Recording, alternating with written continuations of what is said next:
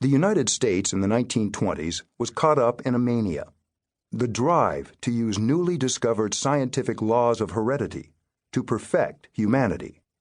Modern eugenics, which had emerged in England among followers of Charles Darwin, had crossed the Atlantic and become a full-fledged intellectual craze. The United States suddenly had a new enemy, bad germplasm, and those who carried it.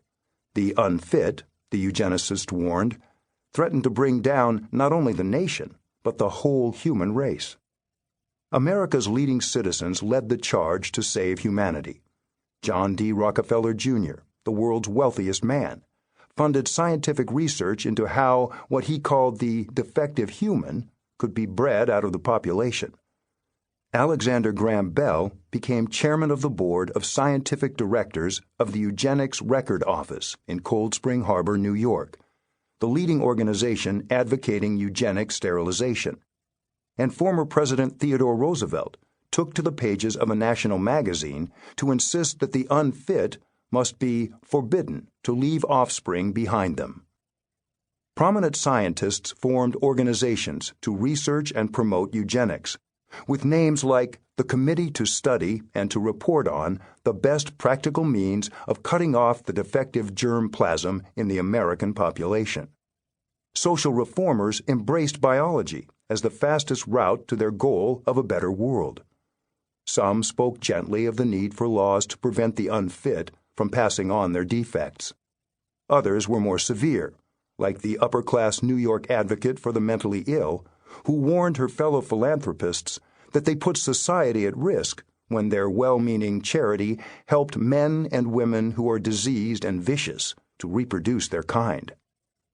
In big cities and small towns, hereditary improvement was the intellectual issue of the day. Albert Edward Wigham, a popular lecturer, traveled the country promoting the new Decalogue of Science, an updated version of the Ten Commandments based on eugenic principles. Women's clubs filled their agendas with lectures on identifying the hereditarily defective and arranging eugenic marriages. Clergymen competed in national eugenic sermon contests organized on topics like religion and eugenics. Does the church have any responsibility for improving the human stock? Eugenics permeated the popular culture. Best-selling books explained the concept of race betterment to an eager public, and mass-market magazines urged their readers to do their part to breed superior human beings. The inspiring, the wonderful message of the new heredity, Cosmopolitan explained, was that it offered the promise of preventing once and for all the birth of the diseased or crippled or depraved. Hollywood released a feature-length horror movie which filled theaters from coast to coast, showing the frightening consequences of allowing defective babies to live. Conferences and public events were held to promote eugenics research and education. New York's American Museum of Natural History hosted the Second International Eugenics Congress, and the U.S. State Department set out the invitations.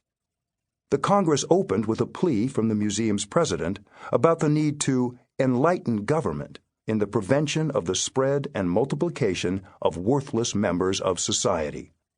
At the Sesquicentennial Exposition in Philadelphia, celebrating the Declaration of Independence's 150th anniversary, the American Eugenics Society mounted an exhibit that explained the terrible threat with flashing lights.